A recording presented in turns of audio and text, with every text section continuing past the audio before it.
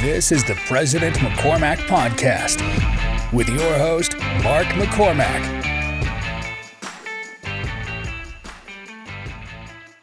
Ladies and gentlemen of the podcast, Tanner Christensen. How's it going? Yay! Dude, Tanner, you have driven down all the way from Idaho today. Yeah, 4:30 left. It's a long drive, a lot of snow. Dang, you leave at 4:30? Yep. Ugh, yeah, dude, the snow this year is wild. I know. Well, it started in Idaho, and I was like, it's all right. By the time I get to like Pocatello, I'll be cruising. No. All the way down. Oh, the whole way, huh? Whole way from when I left this morning. Where's it worst? Malad. Oh, okay. There's a semi going northbound. There's a semi that had turned and crossed the entire freeway. I barely missed him. Happened right behind me. Oh, really? I was like, good luck. Yeah. Got a meeting. That's like 3 more hours away. Yeah. Yeah. Awesome. So I like asking people, how do we know each other? Yeah. So we met originally through PFS, your flooring company. So your business partner in that, Shane. We're family friends, and then he basically asked me he bought a city block-ish in Nauvoo and asked me and my wife to go out and remodel it. So went out and remodel it, then got back and asked for help with his other businesses, and then eventually landed with PFS. And during your first few years, and worked through that, and then it grew, I grew, and I work for a different company, but we still chat. So yeah, it's been. We were together at the beginning of the flooring company. Yeah, so everyone was doing everything. Mm-hmm. So, how long had you known Shane before that? So I originally knew Shane's wife. So Shane's wife is a vocal director at the theater company that my in-laws own. Yeah. And so she worked for us, and then his kids worked for us, and then just him coming, half his family worked for us. So just by him coming up. So I've probably known him for 6 or 7 years at this point. Oh, okay. Yeah. I've known him since I was like 15. So we've known the Matheson family for a really, really long time. Yeah.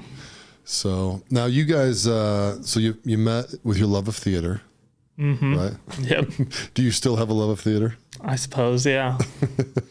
Keeps me busy at this point. So, I grew up on a farm, and so theater was not even an option. I didn't know people do. We didn't have a community theater. We didn't have a school theater. We had a choir that was painful at best to listen to. Yeah. But like I said, I married into a family that they own a theater. That's all they do. So is that how you got into it? A little bit. So I had a semester where I needed one more credit, and I had enjoyed singing my whole life, but it's not what I did. Yeah. And I found a class that was 1 credit, and it was a group vocal class. So me and one of my roommates and hometown friends were like, let's just do it. We all need 1 credit. Half the roommates, out of their 8 roommates, half of them took a pregnancy class, and then the other one took that because we just needed an easy credit. Well, I did that, and the teacher, and it was you should audition for Playmill. And I was like, I got no idea what that is. But after some research, I was like, well, I don't really want to go back to the farm this summer, and I don't know, it'd be worth the shot. So I tried out the first summer, and then ended up meeting my wife there. Nice. And now how long have you guys been married for? 3.5 years. Bliss. So bliss, pure bliss. Well, of course, man. If you guys ever get in a fight, you just sing it out, right? Yeah. Just start. It's just it's like a good musical. The music starts building, and by the end of it, there's a whole chorus in our house. Why are you so mad? Because you're doing the same crap again. Yes, exactly. It's funny, because people see me. I'm a big guy, right? I freaking love musicals. Oh yeah, love them. It shocks people. Michelle and I's favorite trip is to go to Manhattan, right? And just pack in as many shows as we can see. Yeah. No, it's awesome, the ability to transport and engulf yourself in an environment. You know what I mean? And a good movie does that and things like that. And you learn so much about yourself and about the show. And and it depends. Every show has a different meaning. When you go watch Little Mermaid, that Hale just did, you're just going for a good time. You're not going to be moved, right? Yeah. You know what I mean? You're just going for a good time. But last night, I watched Hunchback of Notre Dame, went to production of that. And I mean, you've probably seen the Disney movie. Like, it's pretty heart wrenching. Like, you know, you're walking out of there with a lesson and not that. And so it's fun to, whatever you want to get out of it, you can find that. Especially here in Utah, there's a lot of theater in this area, so you can find what you want. You know, we've done a good job of having theater here at Phil's. A little abnormal, yeah. Yeah. Because I mean, Salt Lake, historically, it's pretty a small city compared to, you know, New York, Chicago, you know, San Francisco. But yeah, I mean, I guess it's the Hell family, right? I mean, they're really the ones that backbone the whole thing here. Yeah, and you guys have a variety of venues too. So there's obviously the two Hale theaters, and they're, you know, basically a community theater with a really big budget. You know what I mean? And then you have the Pioneer Theater, which they are an equity house. So they have, you know, basically like union actors and things like that. And one of the shows that premiered there in November, was the first time it had ever been seen, is opening on Broadway next week. Oh, and so it's called Shucked. Oh. That's about all I know about it. It's about some about Midwest corn stuff. But yeah, I mean that, you know, they've had a few shows here where there's several cities, Atlanta, Chicago, St. Louis a little bit, where they have these theaters where they'll test out shows and things like that. And they just did that here in November. So nice. Yeah. Yeah. The theater is such a fun thing. I mean, what was the first character you played at Playmill? The first year I was just ensemble, so I was in the show Newsies and Little Mermaid. My first main role was Joseph in Joseph's Amazing Technicolor Dreamcoat. Nice. So, has that been your favorite role? Yeah, it's just a really fun show. A lot of shows are very structured in the fact that, like, when you get your script and you get, you know, whether as a director and producer, they lay out a lot of things you can do. You can do this with costumes. You can't do this with costumes. You can do this with set. You can't do it with this set. And Joseph, they're like, all right, whatever, like, have fun. You know what I mean? So you can, you know, they have, you know, the Pharaoh's played by Elvis traditionally, but more recently it's been played by people imitating Tina Turner. And so it's just like a show that has like no rules. And so that what was so fun about it is it's just like, it's just you gotta make endless. it unique. Yeah, it's just endless fun. Yeah. So do you ever get nervous when you go out on stage? I didn't really get nervous because for me it was just like I got what I got. But sometimes I was like, I remember singing, you know, Close Every Door, which is like his big number, and you're staring out into audience and you're like, you guys all paid $40 each one of you. You know, most of them are in families of, you know, 4 to 6, so they're paying hundreds of dollars. I'm like, I hope it's worth it, because you know what I mean? Like, so not necessarily nervous. I was like, oh, am I gonna suck? Like, it is what it is, but it's like, you know, you want to make sure you're giving them a show that they're, you know, going to enjoy. You know, some people, they go all the time. Other people, you know, they've saved up the whole year to just come to this one show. And so that's probably the pressure I feel, not necessarily like, am I going to do okay or not? Yeah. I can see that. Do you ever worry about not hitting the right note? Or just let it fly? No, it depends on I mean, luckily a lot of the big songs are also emotional. So it's like, you can kind of like fudge a little bit. If it's like a bad note, you're like, I'm just emotional. Yeah. Like I'm just emotional on that. And so there's certain songs like I did at our theater, it's a little non-traditional. We do like we have singers like performing while you sit down, and then we have one big show number that kind of, and then we start the actual production. And so one year I had to sing Separate Ways by Journey, and that is like, it is one of the hardest songs to ever sing. And so during that time when I was singing that, I was like, every night I was like, please. You know what I mean? I was just like, I hope this works out. But yeah, and your voice sits into it. You know, I mean, during that summer, you do about 170 shows a summer. So your voice really finds its groove. And gotcha. By the time you're 20 shows in, it's like, I got this. Yeah. So do you have to warm up your voice a lot? It depends. Yeah. So where I do it, normally they have warm-up tracks that they play. So like 10 minutes before they open house and stuff, the tracks start going over the intercom and things like that. And so people sing like that. And so do you sing them all behind the scenes though, or do you sing them on stage? Yeah, behind the scenes. Yeah. And so, but like I was saying, at our theater, when we do all those songs leading up to it, you know what I mean? Things like that, we'll just kind of sing along, and then you kind of get there to the point too. So depending on what the show is, you have to warm up more than others, but yeah, usually. So yeah, I mean, it's been like I said, I grew up on a farm, 5 brothers playing sports. So it's been like a huge shift where now that's mostly what I do is, well, I produce shows now more than I perform in them, but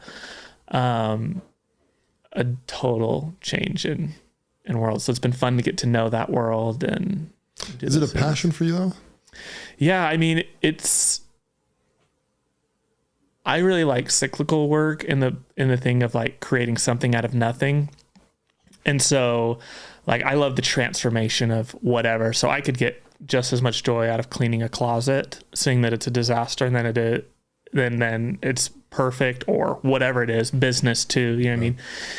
Taking something and changing it. And what's really nice about theater is they hand you a script, and then by the time it's done, you produce this whole show. I mean, one of the recent shows I did was at the Eccles in Salt Lake. And I remember sitting there watching the show and I'm like, there's 2,000 people in here. There's sets, there's costumes. You know what I mean? Like, that's so fun and so rewarding. And then, you know, people walk out crying and applauding. And so, yeah, I really enjoyed that process. You did a big bow.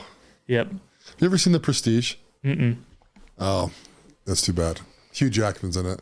And he does this thing where he's a magician, right? And his final act, he like shoots down this hole and another guy comes out, right? Right. It looks like he transported across the stage. And it shows him like having to like take his like bow underneath the stage, right? And then he ends up getting jealous, and it's kind of the plot line of the story, right? So it's kind of like, you know, it takes this dark turn. But, you know, I always dreamt about being a rock star when I was younger. And I was we've talked about this before. I mean, so when I worked with PFS, I worked up in the Shelley building or from home, wherever I was at.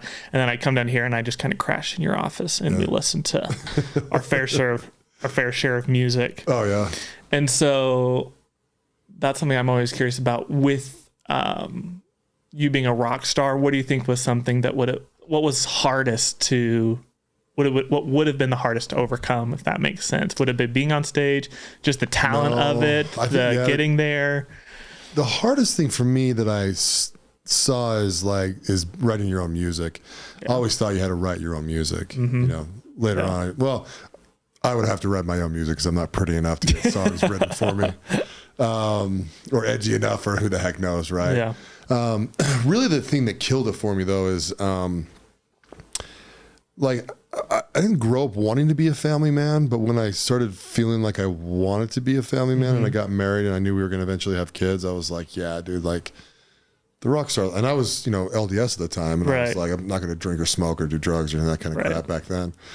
But I just thought, man, being on the road and. No, the lifestyle's awful. And that's something that people ask me like, oh, are you going to go on Broadway? Could you go on Broadway? And it's like, it's kind of one of those things that it's like, I mean, if I gave up everything and went there and took dance lessons for 2 hours a day and sang for 2 hours a day and tried, then I'm sure within 10 years, I would get a contract on a Broadway show. But the longest contract you can get on Broadway is 1 year. And then you're just back to zero. So it's kind of the thing that's like a lifestyle. It's like not worth the performance lifestyle is hard. And that's what's nice about my in-laws just owning a theater. Yeah. It's just right there. And so all the performers come to us. We have a house up there and, you know, we just do that. Or the shows I produce at the Eccles, it's just 1 week. Yeah. And so, yeah, that lifestyle. The Playmill stuff, it's, I don't know if prestigious is the right word, but it's well done. Yeah. Yeah, no, it's really done. I mean, we have very talented people that come up there and, you know, our entire back wall is an LED wall.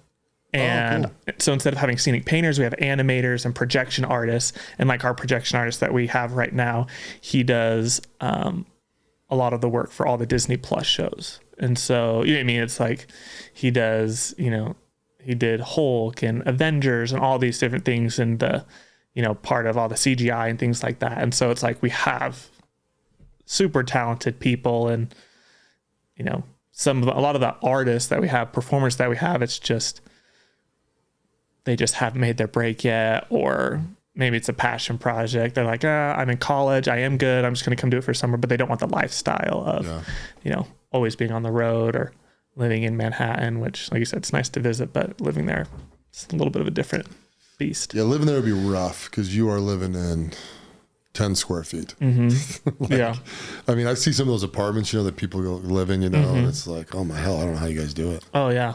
Like you couldn't have kids and live there, right? Oh, I mean, not as a performer because you couldn't afford it. You know what I mean? Yeah. Like I have, probably 10 friends out there, and you know what I mean, they all with varying levels of success. And I mean, not one of them I'm like, oh, I'm so envious of you. One of my friends did just get a job as a production manager at the Lincoln Center.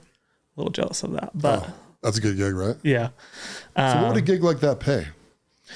So it really, I know it's so varying depending on what you do and who you work for and things like that. Most of so like Summer Stock Theater, which is what my in-laws currently have, they're getting ready to build a new one that'll be year round. But like a Summer Stock Theater, it's like a pure passion project. Like no one's making a full-time living on that. Hale, you can look at theirs. I mean, they're a nonprofit, and so all of their data is already published. And so, you know what I mean? Like their directors and most of their people are making about $100,000 a year. Performers at a place like that are about $70 a show. And then I think if you're on tour on Broadway, minimum wage is around $2,000 a week. Right. But it goes fast to New York. Oh, and so it goes fast, and it's also, you are your product. So, I mean, you're paying for voice lessons, dance lessons. Like if you want to be on Broadway and be a guy, you have to be ripped. Like there's no other options, and so there's a lot of cost to it as well. Yeah. But. And what do the big actors make on Broadway? Most of the big ones, like Hugh Jackman was just in The Music Man for a year on Broadway. People like that, they're going to be in producers of the show. You know what I mean? So they're going to take home a chunk of the show. So they could take, $100,000 a week or things like that. Most Broadway shows, I mean, last time I checked, will gross anywhere from like $1.2 million to like $2 million a week. A week, yeah. And so most of the time, big stars like that will just do that. And then people that are just like your Elphaba on Broadway will make $120,000 to $200,000 depending on how good they are, if they have an audience base that they're bringing to the show or whatnot. Wild world. It's kind of one of those things too. I think it's probably one of those careers where people think you're an overnight success, and it's like, no, I've been singing and dancing my ass off since I was 11. Yeah. Now I'm 29 and I'm finally like a lead in something. Well, and the ebb and flow of it, of like, you could be really successful for one time and make a lot of money, and then you don't get a contract, but you're still famous, but now you don't have any money. And so there's a weird, and one of the interesting things that I love to watch, because I'm like a businessman first, performer second, is watching people who, like, it is called the music business, and people who don't understand the business part and understanding too. And with also my other job that I work right now, I work with a lot of influencers. It's interesting because when I'm working with them, booking them or things like that, there's ones that have the same amount of followers, but some of them are bringing in hundreds of thousands of dollars a year, and other ones who are like, they get a few free products a year. Yeah. So it's interesting, the entire entertainment industry, whether it's Broadway producers or even influencers, how you can make a lot more money if you know business. And so that's what we work with some of our people, of just saying like, hey, like at the end of the day, you are a singer, but like this is a business. Like you got to figure out, how to negotiate your contracts. Where do you get your money from, and the benefits of this and that. And so a lot of people miss that. Yeah, that makes sense. It's a sad part with anything, right? It's like everything's a business. Yeah. No matter if it's your passion project or whatever, right? Like, so you got to pay for stuff. You got to pay for electricity. You got to pay for, heating, cooling, food. Yeah. You got to make a buck here or there. Yeah. And that's a lot of big performers too. They just have, their managers are pretty ruthless. Yeah. And that's their job. But, that's their job. I'm working with one right now. Or I worked with one in January for one of the people, and oh man, this person was awful. Their manager was so awful. But then the performer shows up like sweetest human you'll ever meet in your life. But it's just, that's the balance. Someone has to do it. Yeah, someone has to be the bad guy. And yeah, I mean, that's agents. They play a role, right? Yeah. Agents and managers, and absolutely play a role. So how's the Play Mill Theater? Are we under construction up there? Not yet. They're under their final.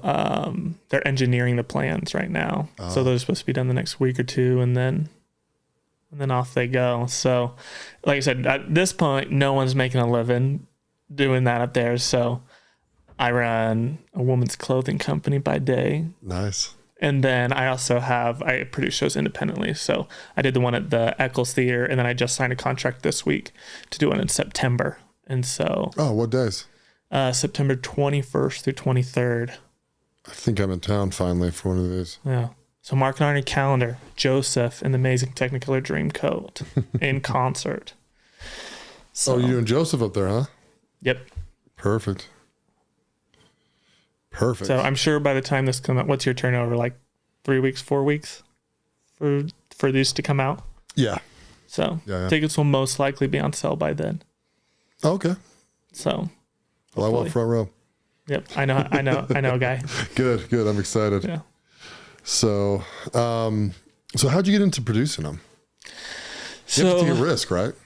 Yeah, it's a pretty big. So I started just producing for my in-laws. So I produced all their shows, and that was no risk for me because it was their money. So yeah, I didn't pay anything for that. So I got the education for free, which was nice. And then started seeing some just gaps in the market or things that are really successful. So on the East Coast, one of the things that's really big is doing shows in their concert format. You know, because a lot of your money is spent on costumes, sets, all these things. And so over there they have at the Kennedy Center, Lincoln Center, all these venues over there, they make a lot of money doing these concert venues or concert versions. And so I was like, I could do that. You know what I mean? Like, yeah, how hard can that be? And so last year, there's a show that kind of has like a cult following. It's called Bright Star. It's written by Steve Martin. And I had produced the full stage version, and then I was like, so I had produced it up at Playmill, and then both Hales had done it. And then when it did its tour 5 or 6 years ago, it ended with a week-long run at the Pioneer Theater. So I had a lot of really big fans in here. And so I reached out to the girl who originated the show with Steve Martin. I was just like, hey, you haven't done this show in 5 years. Would you be interested in coming out and just doing a concert version? One night, we'll rehearse for 2 days, 2 days rehearsal, one night. And, and she was like, yeah, I'll do it. So got a hold of the Eccles, booked them, and it went really well. And so. Are they easy to work with? So all performing arts venues in Salt Lake County are owned by the county.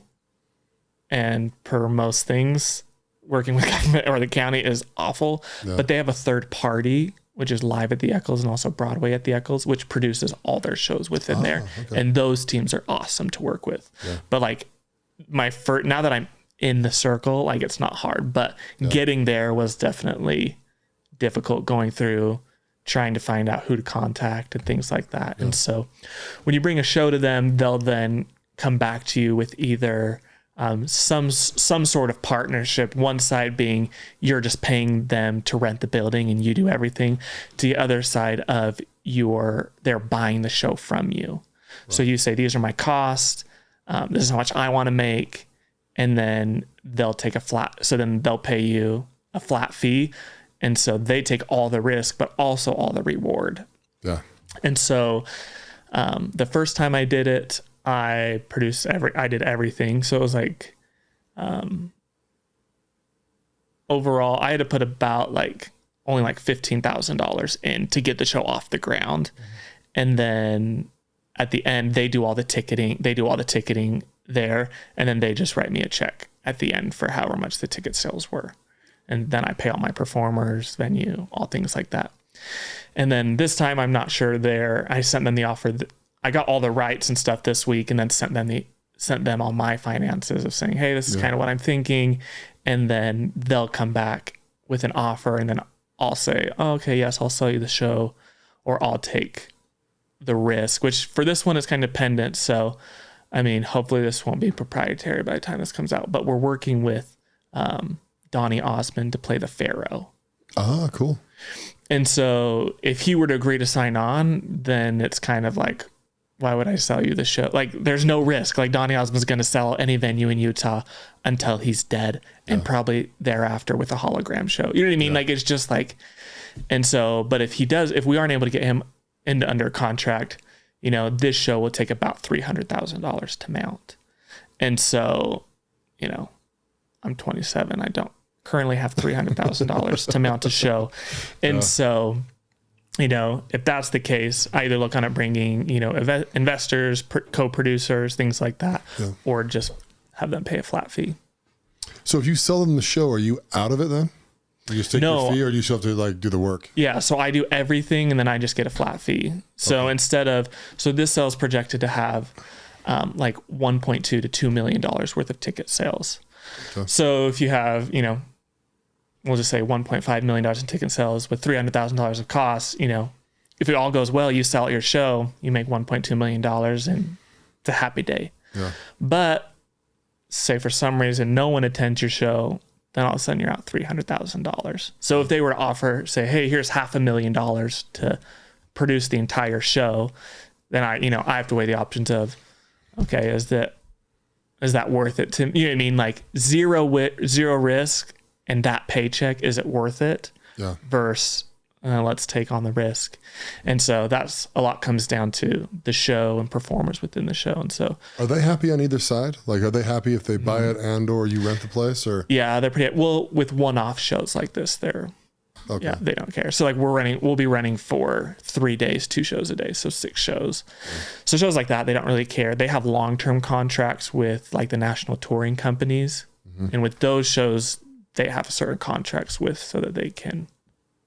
I just wonder if you're like really successful, right? So say you just produce your own shows every time. Mm-hmm. Do they ever get to the point where they try and force you into doing a split, or are they just happy with making their? Yeah, they're pretty happy with what they got. At least this team. I think there's other teams who are, you know what I mean? Because at the end of the day, the venue's owned by the county. Yeah. So their paychecks aren't really determined on my show, on what my show makes or break it. If it was a for-profit venue that was, you know, I was talking to the producing team, then they'd probably get to a point where it's like, hey, like, but their paychecks, the people I work with, their paychecks don't vary depending on how successful or not successful my show is. That makes sense. So they're kind of tasked with bringing the arts to the community. Yeah.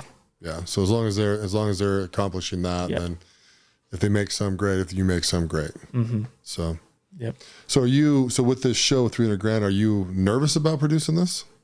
No, not really. So this one, $300,000 is like the end cost, right? But there's a lot of costs that I don't have to front. Like none of my actors get paid till after, right? And that's like one of the biggest costs.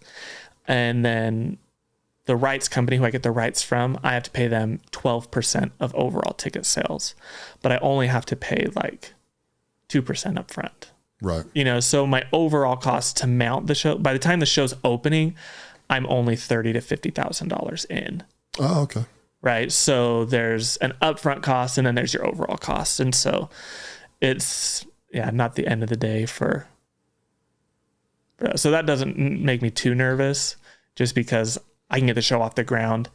And also what's nice too is I can see, you know, we're going to launch ticket sales 5 months in advance. Yeah. And so you kind of have time to infuse a lot of money into marketing if needed. Yeah. So we'll launch ticket sales, and then after a week, we might be sold out.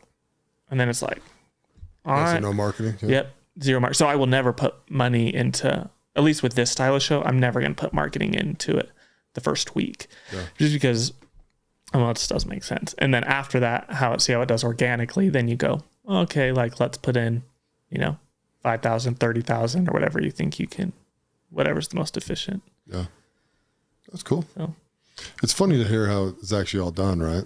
Yeah, it's because I think a lot of people are like, I'm sure people have seen Broadway and never thought for 1 second, like, how does the back of this work? Yeah. You know, like it's Donny Osmond, he's going to be a hard get. Yeah, he's expensive. Because he's not doing it for money, right? He's just doing it. Yeah, so he's a pretty hard get. Luckily, I had met his producer beforehand. Like I've known him for the last year or so.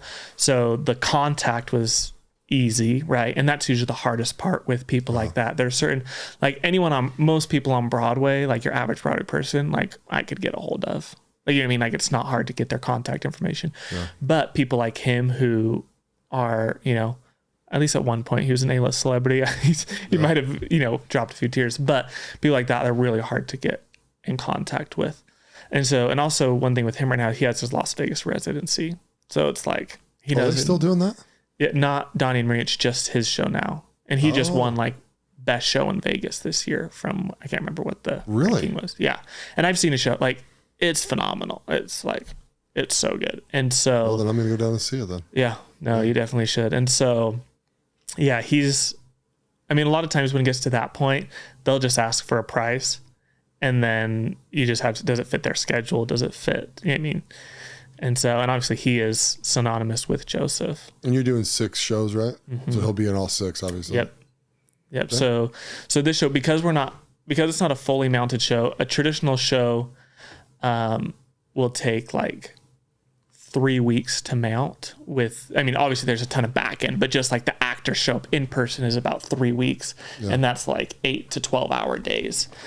Is that like practicing, rehearsing, choreography, things like that? But with these concert version shows, we mount the entire show in like 2 to 3 days. And so for him, it's really low. You know what I mean? Like, a lot of times they don't do these stage projects, because it's such a huge amount of time commitment. Yeah. And so, but what's easy for this, you know, with him, that show, the Pharaoh, is what we're wanting him to play. And that guy's on stage for 10 minutes. And so, like, he would literally show up the day before. We'd have a 2-hour rehearsal, and then he'd be on stage every night, the next 3 nights. Right. And so it's really easy for him, and he lives here. Do you have to pay him up front, or do you pay him at the end? Or? I've never worked with him before, so I don't know exactly how it is. But yeah, everyone's a little bit different. The last person I used that was a bigger name, I just paid her all afterwards. Mm-hmm. Some will want a deposit. Sometimes they're like, we want all of our travel, hotel thing. Like, you have to cover that beforehand. Yeah. But most of the time, most contracts that I do, it's afterwards. So when you're producing a show, are you picking the talent? Yeah. So depending on the show, like Play Mill, we audition, right? So we have auditions, and the first round's video, just because there's some real awful people out there that I don't want to sit through. After about 10 seconds, you kind of know, but they want to sing their whole song, so you got to sit there. So we switched to a video version, and then the next round we do in-person callbacks.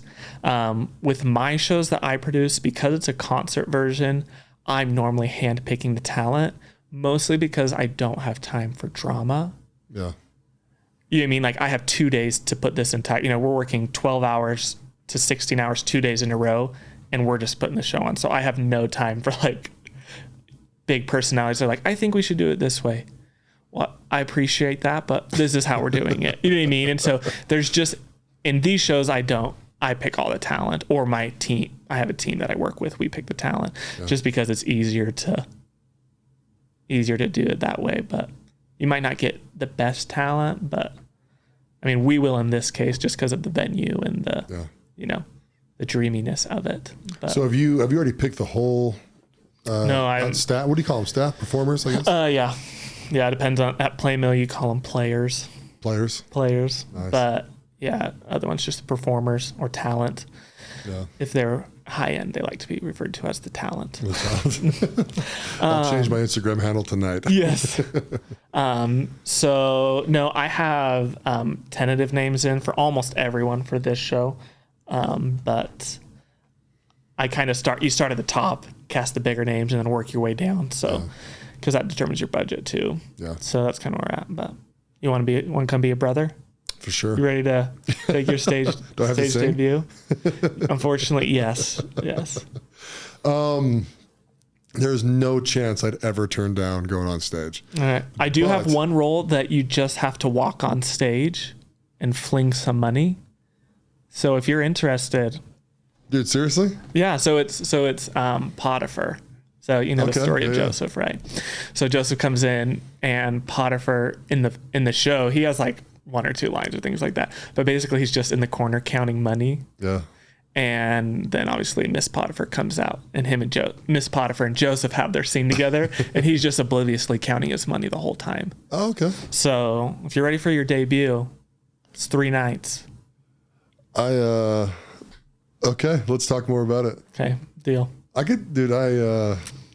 It's pretty entertaining. I want to. Yeah, there's a lot of fun roles in this. And Joseph, the whole show is basically carried on the back of the narrator and Joseph. Yeah. And everyone else, it's just a good time. And so it's fun because I have one of the guys that I'm casting is one of my dad's cousins. So technically my cousin too.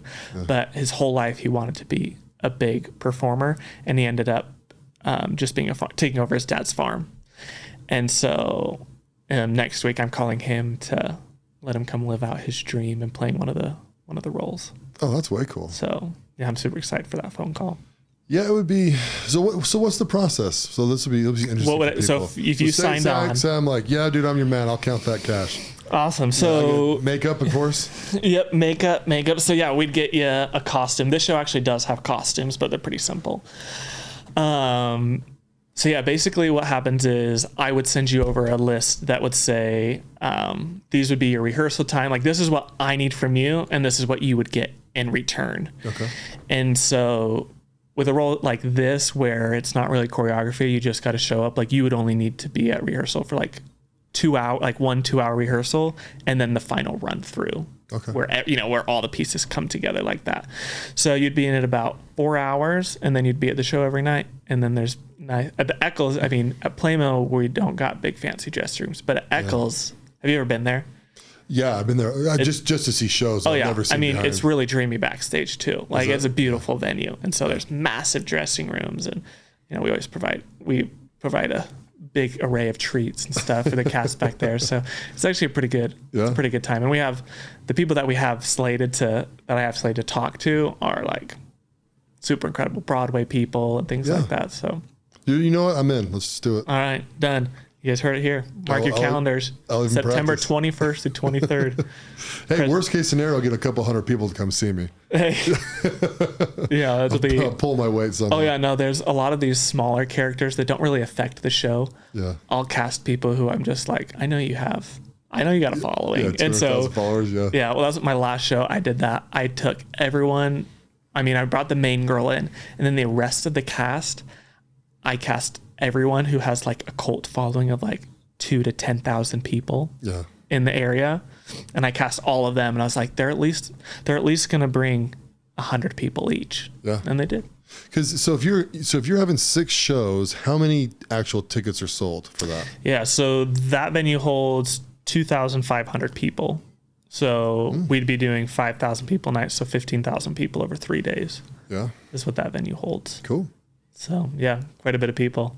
I like that, dude. Yeah, I mean, my mom will come for sure if I'm in it. My dad will come. Hey, we'll save my seat. No, honestly, with my men's group, if I say to them, hey, I'm in a freaking play, dude, they're going to go crazy. Hey, you got it.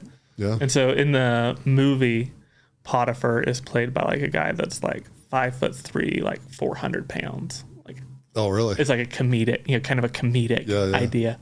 So you'd be like the reverse of that, just like a massive guy towering over all of these. That'd be pretty good. Other people on stage. So maybe you'd get to meet Donny Osmond. Yeah. To be determined. Dude, even if I don't meet him, dude, meeting the other people would be cool. I like the behind the scenes guys, the producers, There's some awesome people that we got set up to be in this show. And that's one thing too, that, this show doesn't have it as much, but when you produce a show, you have this company and you are together all the time, and so it just creates such a tight group, kind of like your men's group, you know what I mean? And you guys aren't together all the time, but you know what I mean? Like this thing. And then the weird thing about it is, and it'll be interesting what happens with We Are the They, but with theater, you are always together all the time. And then one day it's just done. Right. And everyone's like, all right, bye now, I guess. I don't know what happens after this, but. Yeah. Oh, yeah, your life just happens, right? You're on to the next shows. And I've kind of been saying that in my men's group, actually, with We Are the They. It's like, guys, you got to go all in while we're doing this. Right. Right? Like, don't miss things. Like, because there's optional things, like when I went to Iceland and going to Brazil and, like, Spain in the summer, right? That's all optional. It's not required of, like, the membership kind of thing. And I just look at all my guys and I'm like, dudes, like, don't miss this stuff. Because eventually, I know, so in my group, there's 50 guys. if you just look at the statistics of it, right? I mean, it's a 2.5 year long program. We're about to hit my first year mark in April. So in a year and a half from now, I'll still know 50 dudes, right? In 2.5 years from now, I'll probably know 40 dudes, right? Because that's almost an impossible amount of people to stay in contact with normal life, unless you have something like a weekly call or like events that you're going to. And so, it'll just eventually fade. And so you'll probably get out of 50, you might have your top 10, your top 10 dudes, 8 or 10 guys that you're like, I'm going to end up talking to this dude for the rest of my life, and I'm a little bit better than most, actually. I could probably stay in contact with 25 dudes pretty easy. Right. Well, one thing that's interesting, at the beginning you asked me, is theater my passion? And probably one of my biggest passions is creating experiences. Yeah. Right. And that's one thing that, Jimmy has done with your guys' group is he's created experiences, because that's really where you're going to bond. You know what I mean? We bond with our coworkers and our family, but at a point it just gets routine and mundane. But these moments in theater, one of the things that we often say is that we're not trying to create a perfect show, but perfect moments within the show. Oh yeah. And that's what, that's the memories that you can create. And that's one thing that experience-based events all around and are just so powerful and moving. And you look at, in your world of, private equity, that's becoming a huge thing right now, is events. Yeah. People are throwing these massive events to bring all the people together and things like that. And so that's probably what fascinates me most, is these big, events, experiences, and the power that can be created in that moment. Yeah. Yeah. And that's the best part of life, right? The experiences and the memories that you get from them. And I've probably, since you've known me, I've kind of had like this YOLO attitude, right? Where I just want to say yes to stuff. Yep. Like even this, right? I was trying to fight it, and I'm just like, why fight it? Just do it. Just say yes. Yeah. Yeah. And I look back on all my memories in my life, and it's these experiences that, there's a couple key defining things, but even like marriage, when you get married, that was an experience. That day, week, whatever, however long your festivities were, these experiences are the things that you really remember. You don't remember getting up and doing things like that. No, not at all. So with the pop-up shows, are you going to get to the point where, or what would you call that? You wouldn't call it a pop-up, right? It's just a standalone show. So a standalone, you call them. So how many of those are you going to try and do in a year? So they're fairly easy, right? Relatively, you know what I mean? Like it's a big project, but they're not very difficult too. So right now, we did the one in January, one in September, so 1 or 2 a year. But we'll kind of see how it goes. There's unlimited shows that I could do that with.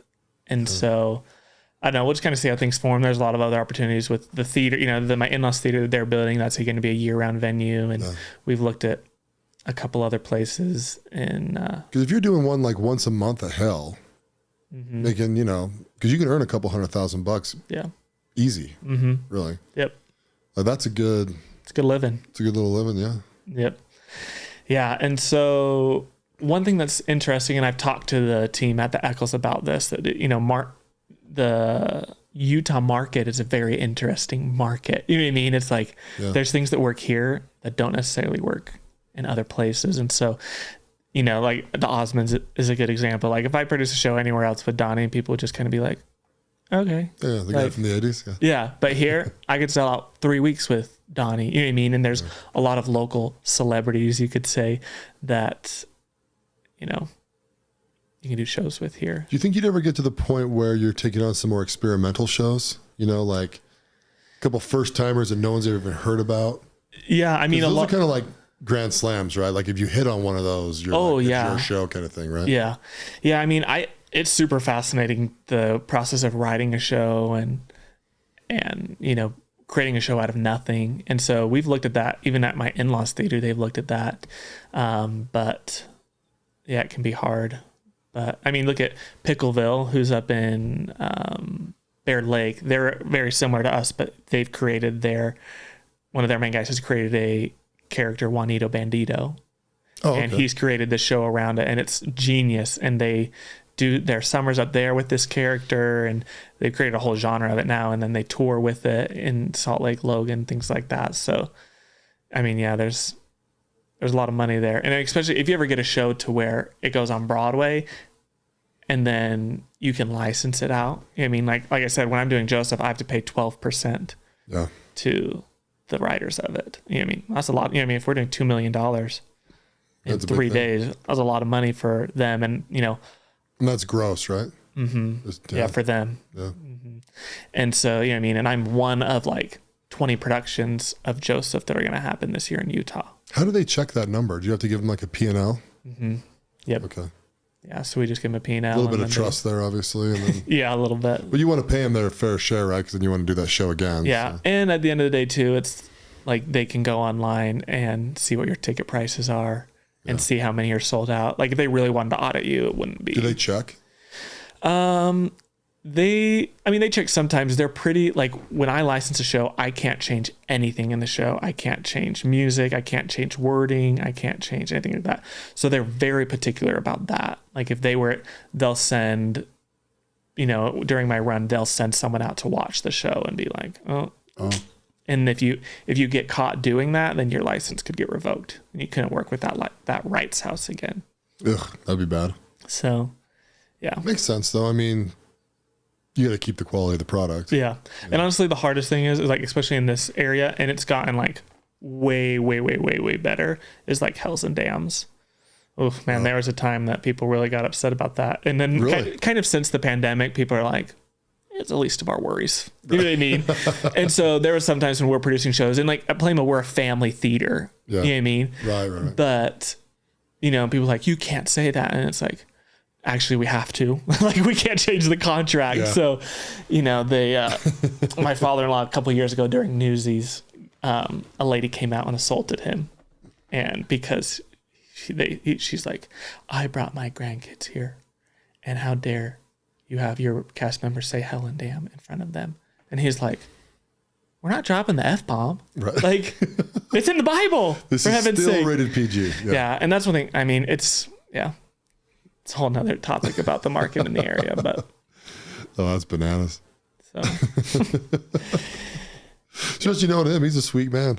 Yeah. He's taking a verbal beat down. Oh, I know. Well, we had. Sister Larson. I mean, this will be I'm assuming your listens are heavier in Utah, but we but we did a show. I can't even remember what show it was, but we had one of the apostles from the Church of Jesus Christ of Latter-day Saints show up, watch the show, loved it, like absolutely in heaven. So I was at a 6:00 show. We do the same show at 8:00, and we had this young woman's group come, and halfway through it was a young woman's camp. She marched all of her girls out saying the show was inappropriate. And we were like, I mean, I hate to burst your bubble here, but the leader of your church just saw the previous show. Yeah. He was loving it. He was loving it. And so it's always interesting. People's, you know, get mad about certain things. But well, in this world too, it's like there's very few plays that you're going to watch that are like an offensive, like less than TV. Yeah. You know? Yeah. Well, the thing is too, is like we're portraying real life, right? Like that's the only way we can be effective is if we're portraying, I mean, unless you're portraying a comedy, right? Then it's like exaggerated, or a Little Mermaid. Obviously that's not reality, but you know, there's certain shows like Hunchback is a good example that I watched last night. You know, I mean, that show's meant to be a hard hitting show that sends you with a message. And like, there's just some rotten characters in that show. And it's not like you should tell your kids like, we're not watching this show because there's a bad guy in it. It's like, well, no, that's real life right there. Like, yeah. So do you see your career path rolling down just producing these forever? I don't know. Like I said, I get enjoyment out of pretty much anything that I can see a transformation of. So like I get really bored on like the mundane.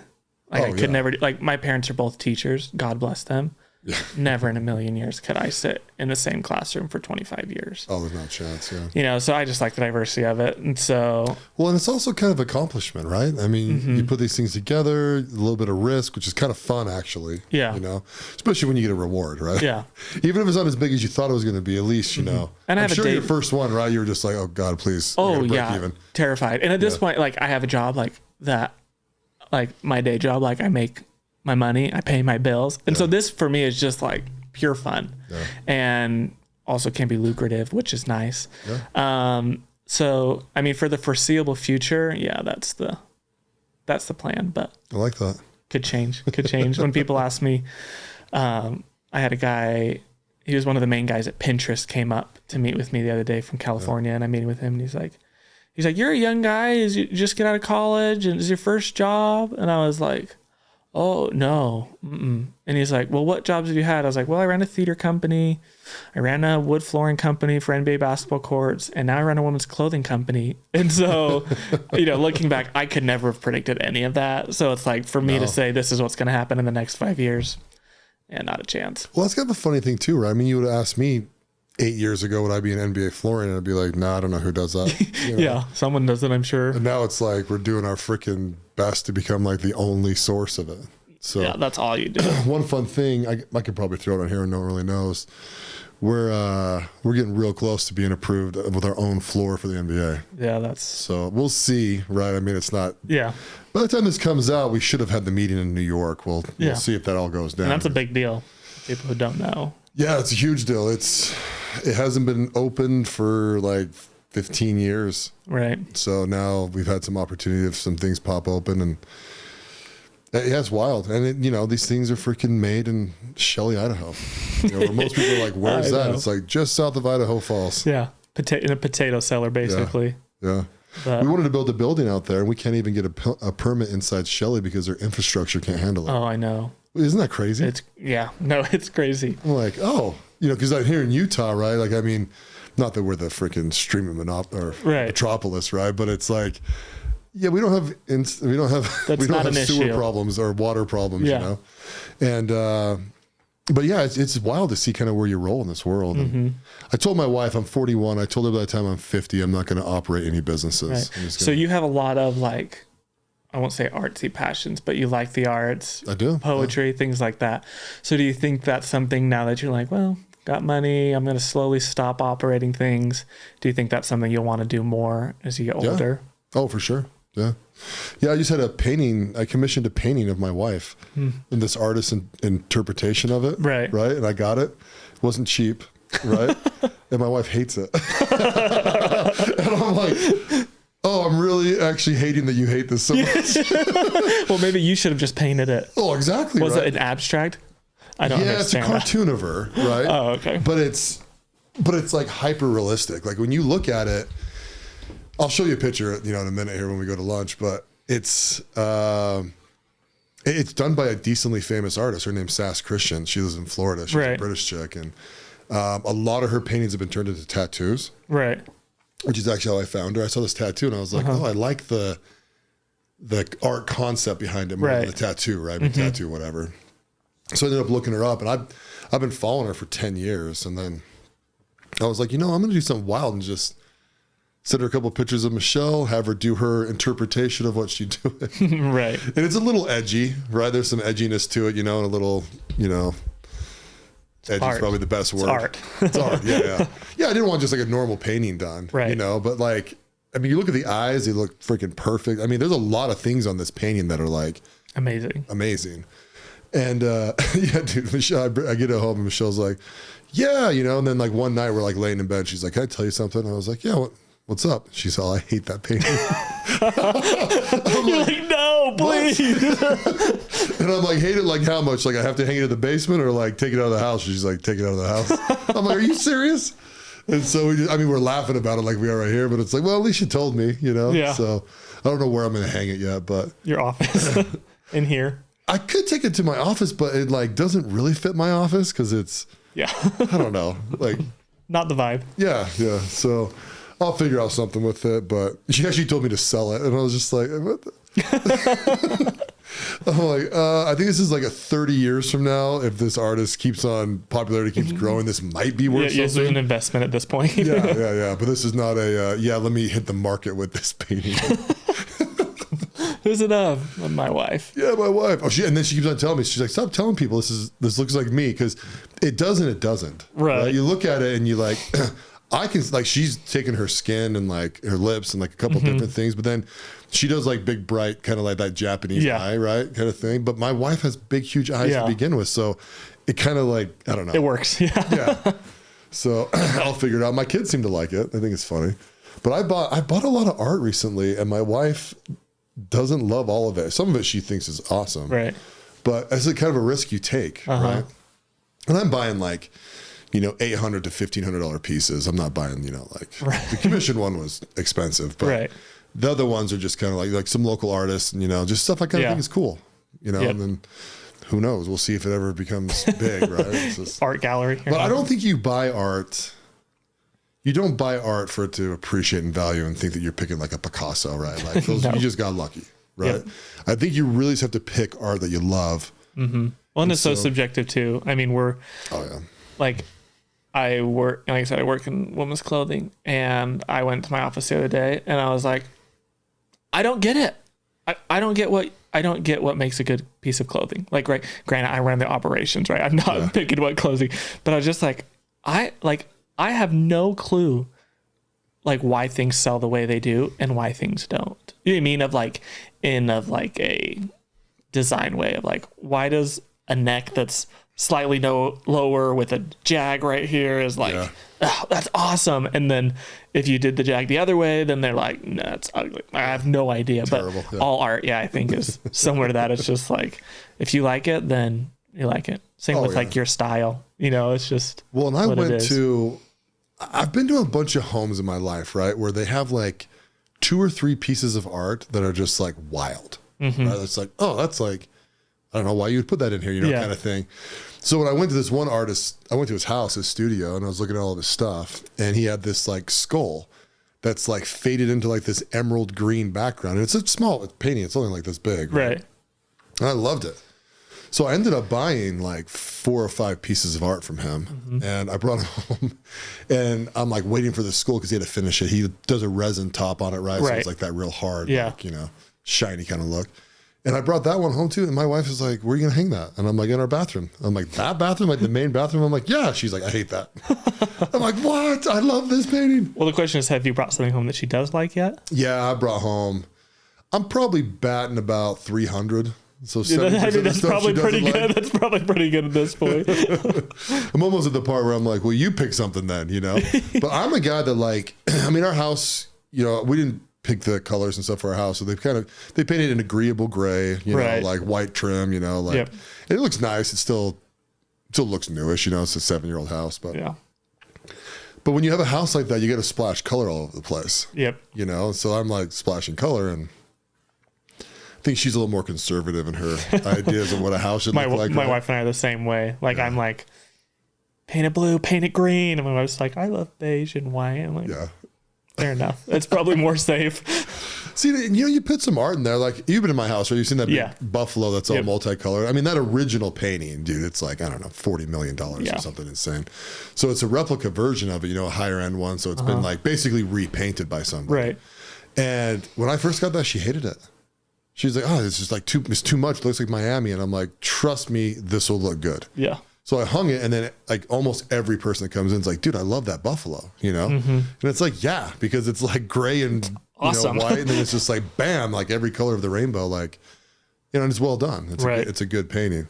So I've actually had a bunch of people ask me if that's the original. And I'm like, no, yes, it is. No. Yes. That'd be worth 10 times more than my house. Well, maybe one day you'll get the original. Yeah, maybe. You never know. I've got a friend who does sculpting. That's such a cool. I cannot like drawing. Not a part of my brain. Yeah. And so people that can do that, and especially we have sculptors that do a lot of our set pieces are made out of foam, and then we carve them down, and then we cover them in truck bed liner. A smooth truck bed liner to make them indestructible. And then actors can stand on them and things like that. And it always blows my mind when we hire those people. And I'm like, hey, here's a 4 foot by 4 foot by 12 foot piece of foam. Could you please turn this into Cinderella's carriage? And they're like, yeah. And I'm like, there's no way. And they're like, how do I do it? And I come back, a couple weeks later, and sure enough, there's Cinderella's carriage carved out of foam. It's cool. It really is cool.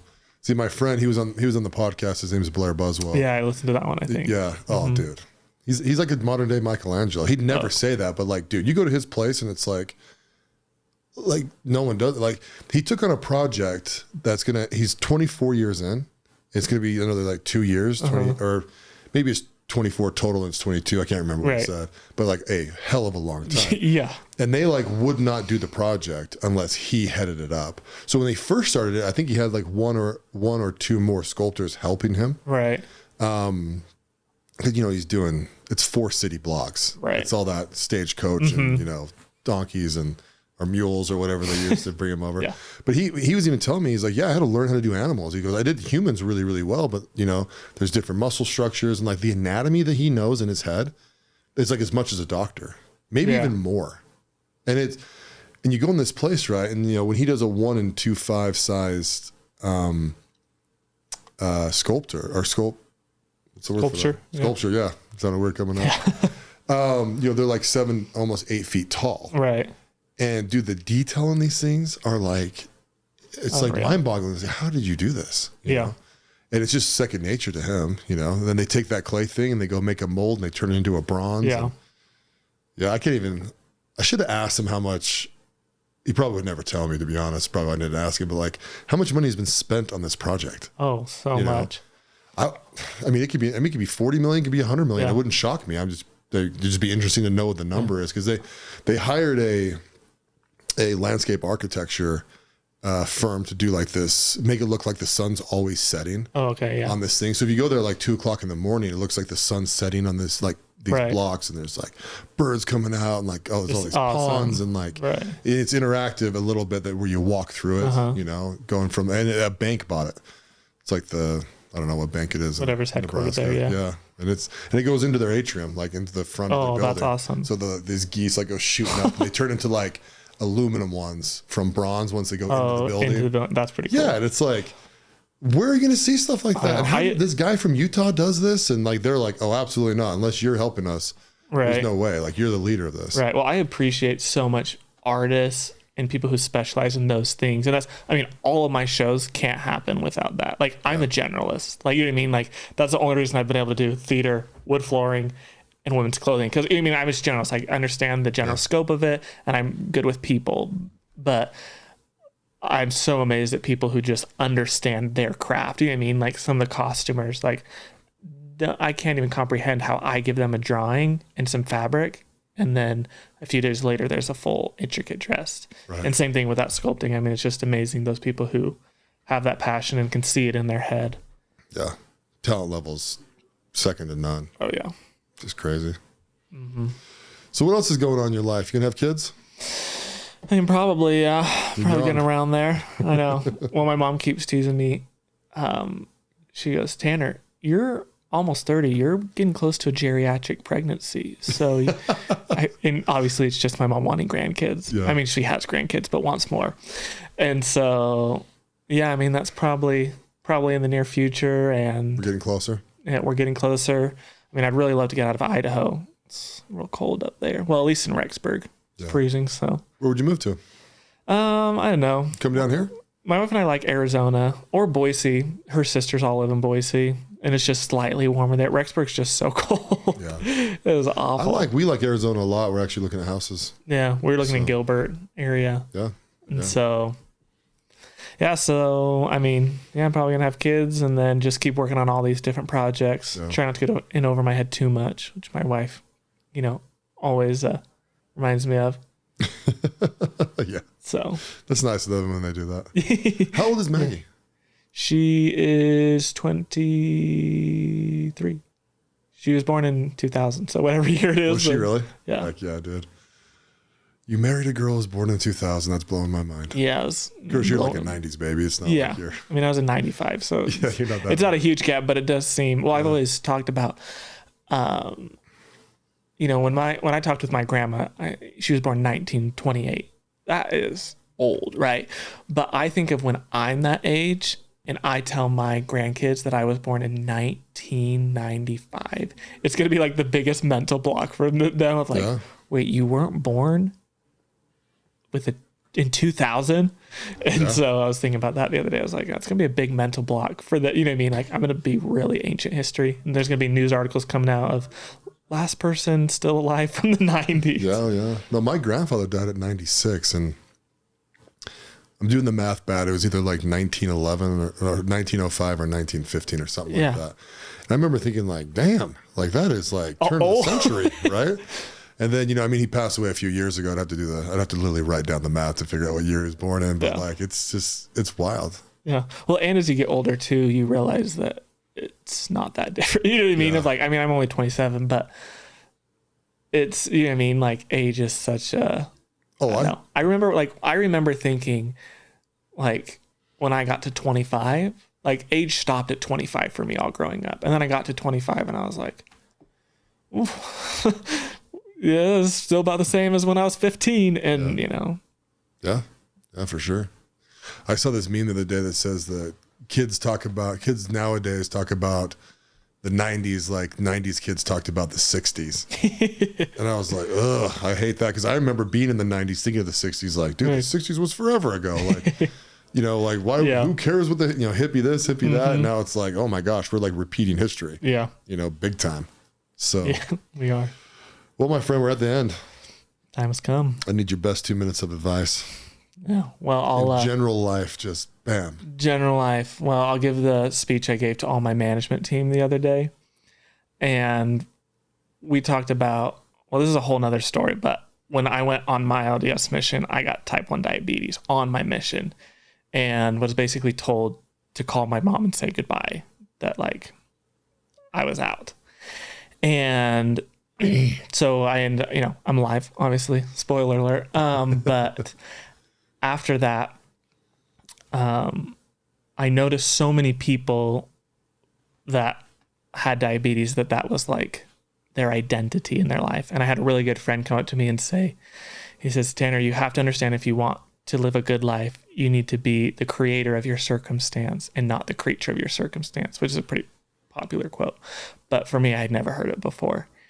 And I've kind of tried to live by that and always tell people of like, no matter what you do, what job, like there's always going to be opposition, whether you believe that from a scriptural base or you're just aware enough to open your eyes and realize that's how life is, that there's always going to be opposition, and your attitude is one of the only things that you can change. And so when you get up every day, you're going to have opposition, and you might as well just choose to work through it and enjoy your day. Yeah, great. So there you go. Good advice. For what it's worth. Oh, I can't wait. I've got so many 2 minutes of advice now, dude. I'll make a whole book. Oh, yeah. You just need a little book of excerpts. But I mean, to end it, mark your calendars, everyone. Yeah. September 21st through 23rd, Mark McCormack on his stage debut. Yes. At the Hell? Is it the Hell? No, it's at the Eccles. At the Eccles. Okay, cool. The big dog here in town. Nice. I'm getting excited. Yeah. So I can't wait to see what I'm actually going to be doing. Well, I haven't got there yet. I hope all the other actors like me and don't shun me because I can't sing. It's all right. You'll be a good time. We'll give you no mic. Good. I've had that before. I mean, I could go on, but I was in a show one time and I was in the ensemble and my voice was shot. Like it was out that day. We were like 150 shows into our 170 show run. And during intermission, I went up to the sound booth and I said, hey, just cut my mic. And he was like, I'm already ahead of you. And I was like, Ouch. Felt better when I was telling you. Yeah. Sub me out, coach. Yeah.